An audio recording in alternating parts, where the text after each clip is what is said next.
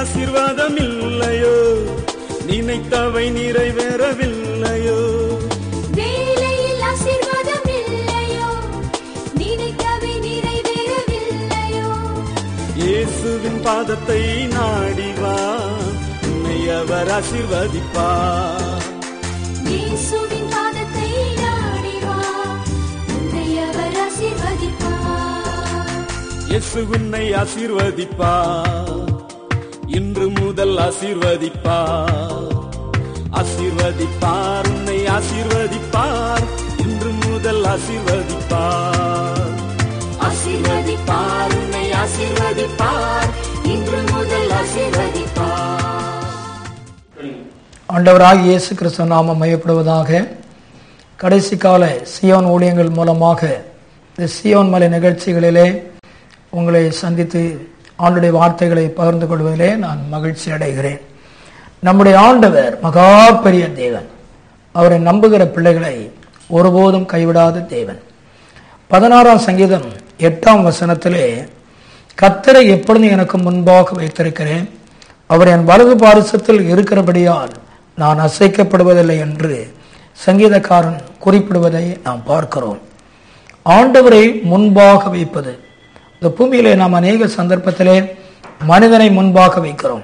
ஆனால் ஆண்டவரை முன்பாக வைக்கிற ஒரு அனுபவம் சங்கீதக்காரனுடைய வாழ்க்கையில் இருந்தபோது அவர் எல்லா சூழ்நிலைகளிலும் அசைக்கப்படாதவராக, உறுதி உள்ளவராக, அவர் ஜெயிக்கிறவராக காணப்பட்டார்.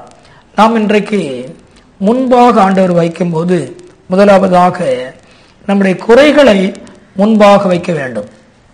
சங்கீதக்காரன் குறிப்பிடுவார் 51:4, என்னுடைய பாவங்கள் எல்லாம் உமக்கு முன்பாக இருக்கிறது. நமது வாழ்க்கையிலே நாம் மனிதனுடைய கண்களை மூடலாம். நாம் செய்த அந்தரங்க காரியங்கள் எல்லாம் உலகத்திற்கு நாம் மறைக்கலாம். 4 சுவர்கள் மூடி போடலாம். ஆனால் ஆண்டவர் எல்லாவற்றையும் பார்க்கிறார். வேத புத்தகத்திலே வாசிக்கிறோம். 2 சாமுவேல் 11ஆம் அதிகாரத்தினுடைய வேத பகுதியிலே படிக்கும்போது தாவீது உரியாவின் சங்கதியிலே செய்த ஒரு காரியம் ஆண்டவர் குறிப்பிடுவார். 27ஆம் வசனத்திலே, தாவீது செய்த இந்த காரியம் கர்த்தரின் பார்வைக்கு பொல்லாததாய் இருந்தது. மனிதனுடைய பார்வைக்கு எப்படியோ, மனிதன் எப்படி நினைக்கிறானோ இல்லையோ, மனிதனுடைய முடிவு எப்படி இருக்குமோ இல்லையோ, ஆனால் கர்த்தருடைய பார்வைக்கு முன்பாக நம்முடைய குறைகள் இருக்கிறது என்ற உணர்வு இருக்குமானால் நாம் குறைகளை முன்பாக வைப்பது மாத்திரமல்ல, ஆம் சமுத்திரத்தின் ஆழத்தில் போடுகிற தேவன், அவருக்கு பின்னாக எரிந்து போடுகிற தேவன், அவள் எல்லாம் கிழக்குக்கும் மேற்குக்கும் எவ்வளவு தூரமாய் அகற்றி போடுகிற தேவன் நம்முடைய பாவங்களை எல்லாம் நீக்குவார். எப்பொழுது தெரியுமா? பாவங்களை மறைக்கிறவன் வாழ்வடைய மாட்டார், ஆனால் அறிக்கை செய்து விட்டுவிடும் போது இரக்கம் வருகிறான். நாம் இன்றைக்கு குறைகளை முன்பாக வைத்து மறைக்காமல் அறிக்கைப்படுவோமானால் அவரை முன்பாக நாம் வைக்கிறோம். நம்முடைய வாழ்க்கையில் அரிதான காரியங்கள் இருக்கும்போது எப்படி முடிப்பேன், எப்படி சாதிப்பேன், எப்படி நிறைவேற்ற முடியும் என்று யோசிப்பதை விட்டுவிட்டு நிறைவேற்ற வல்லமைகளை ஆண்டவருக்கு முன்பாக அவைகளை வைக்கும் போது, ஆண்டவர் ஜெபத்திலே நாம் ஏறெடுக்கும் போது அற்புதமாக, அது எவ்வளவு பெரிய மலையாக இருந்தாலும் ஆண்டவர் ஆச்சரியமாக நம்முடைய செயல்பாடுகள், நாம் எடுக்கிற முயற்சிகளை கனம் பண்ணி அவள் அத்தனையும் வெற்றியாக மாற்றுவார். 2 ராஜாக்களின் புத்தகம் 4ஆம் அதிகாரம் அதனுடைய 1-2 வசனங்களிலே தீர்க்கதரிசியின் புத்தருடைய மனைவி எலிசாவை நோக்கி அவள் முறையிடுகிற ஒரு சம்பவத்தை நாம் பார்க்கிறோம். அவளுடைய பிரச்சனை என்ன? கடன். கணவனில்லாத ஒரு விதவை, ஆனால் கடன் கொடுத்தவர்கள் 2 பிள்ளைகளையும் கடனுக்கு அடிமையாக்கி கொள்ள விரும்புகிற அந்த நேரத்திலே அவள் தன்னுடைய தேவைகளை முன்பாக வைப்பாள். ஒருவரிடம் என்ன இருக்கிறது, ஆனால் தேவைகளை ஆண்டுடைய சமூகத்திலே முன்பாக வைக்கிறாள். அநேக சந்தர்ப்பத்திலே மனிதர்கள் என்ன நினைப்பார்களோ என்று நினைக்கிறமே ஒழிய, நம்முடைய குறைகளையும் தேவைகளையும் நம்முடைய பிரச்சனைகளையும் ஆண்டவருக்கு முன்னாக நாம் தெரிவிக்கும் போது, அவருக்கு முன்னாக வைக்கும் போது, அது ஒருவரிடமேதான் இருக்கலாம். எவ்வளவு பெரிய அற்புதமான ஒரு ஆசீர்வாதத்தை வேதம் மகிமைப்படும்படி அன்றைக்கு நிறைவேற்றப்பட்டது என்றால் தேவன் எவ்வளவு மகிமையானவர். அருமையானவர்களே, வழி திறப்பது மனிதன் அல்ல, வழி திறப்பது ஆண்டவர். ஆண்டவர் வழி திறப்பாரானால் யாராலும் அதை அடைக்கவே முடியாது.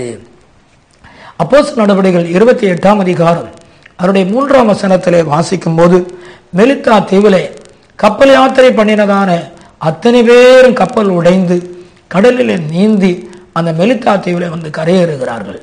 குளிர்காயும்படிக்கு எல்லாரும் நெருப்பண்டையில் இருக்கும்போது பெரிய தேவனுடைய மனிதனாகிய பவுலும் உட்கார்ந்து இருக்கிறார். கவனியுங்கள், அங்கே ஒரு பாம்பு அவருடைய கையை கவ்விக்கொண்டது. ஆனால் தன்னை கவ்விக்கொண்ட, தன்னை தீண்டிவிட்ட அந்த பாம்பை ஐயோ மற்றவர்கள் என்ன நினைப்பாலும் நினைக்காமல் அதை கரத்தை உயர்த்தி காட்டி உதறி தள்ளிவிட்டு தேவனுடைய மனிதன் உட்கார்ந்து இருக்கிறார். அருமையானவர்களே, பிரச்சனைகளை குறித்து மற்றவர்கள் என்ன நினைப்பார்கள் என்று சொல்வதை விடவும் நம்முடைய நிந்தனைகள், இவன் ஒரு கொலைபாதகன், எனவேதான் பழி இவனை விடவில்லை என்று உலகம் சொல்லும் போது அவைகளை முன்பாக வைக்கிறான். நீ சந்திக்கிற பிரச்சனை உன்னை தீண்டுகிறதாக இருக்கலாம், உன்னை அழிக்கிறதாக இருக்கலாம், உன்னுடைய பேரை இல்லாமல் போக பண்ணுகிறதாக இருக்கலாம். நீ ஏன் கவலைப்பட வேண்டும்? நீ ஏன் பயப்பட வேண்டும்? முன்பாக வை. நம்முடைய பெரிய பிரச்சனைகளையும் நிந்தனைகளையும் ஆண்டவருக்கு முன்பாக வைப்போம்.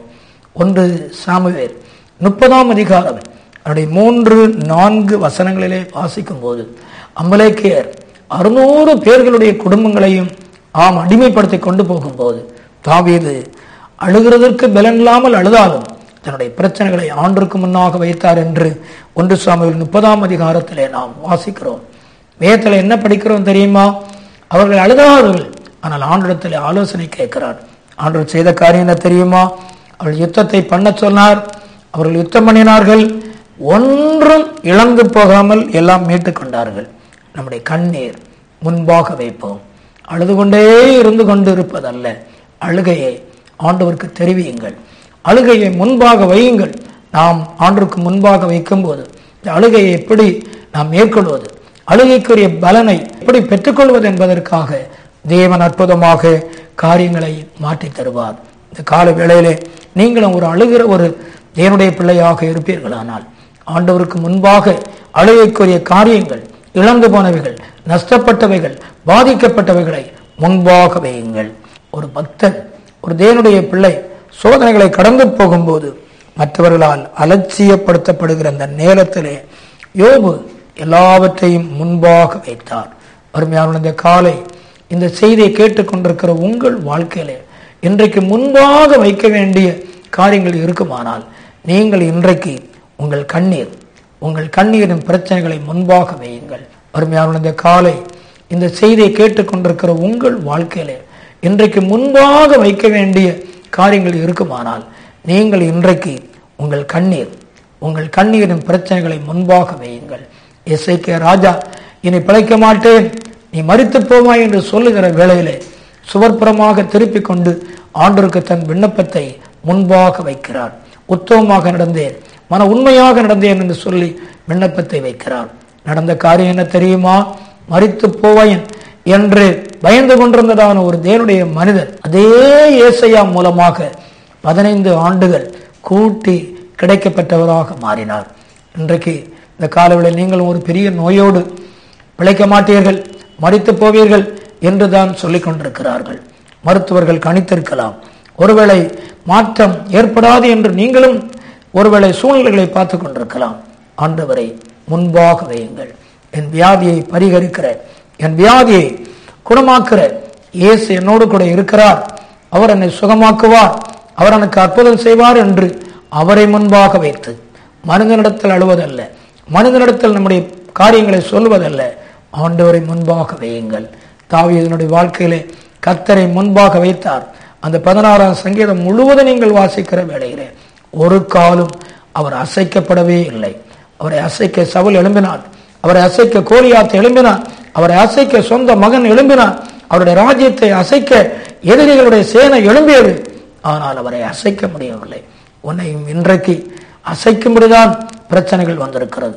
சத்துரு கொண்டு வந்திருக்கிற பெரிய பிரச்சனை உன் குடும்பத்தை ஊரை விட்டு அசைக்க வேண்டும், உன் ஸ்தானத்தை அசைக்க வேண்டும், உனக்கு இருக்கிற சுதந்திரத்தை அசைக்க வேண்டும் என்று அவர் செயல்படலாம்.